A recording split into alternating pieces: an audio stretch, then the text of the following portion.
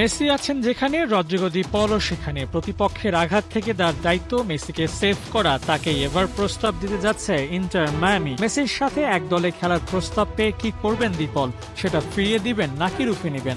মেসির ভ্যানগার্ড হয়ে থাকার সবচেয়ে বড় সুযোগ, যেমনটা রদ্রিগো বরাবরই চেয়ে থাকেন। মেসির জন্য ইউরোপ ছেড়ে পাড়ি জমাবেন।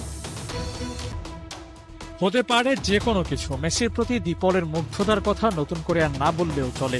তবে ক্লাবে খেলার সিদ্ধান্তটা নিতে হবে স্বয়ং রদ্রিগোকে। আবেগ নয়, বিবেক দিয়েই ভাবতে হবে। বয়স ৩১, এখনও সে অর্থে কিছুই জিতেননি ক্লাব ফুটবলে। তাই এই মুহূর্তে ইউরোপ ছাড়ার সিদ্ধান্ত কি নিতে পারবেন এই আর্জেন্টাইন? ডিসিশন নিতেই পারেন লা লিগায় না খেলার। ওই পাশে তো মেসি আছেন, তার সাথেই না হয় খেলবেন মেজর লিগ সকার। দারুণ প্রতিযোগিতামূলক খেলা হয় সেখানে। বিশেষ করে মেসি যাওয়ার পর বদলে গেছে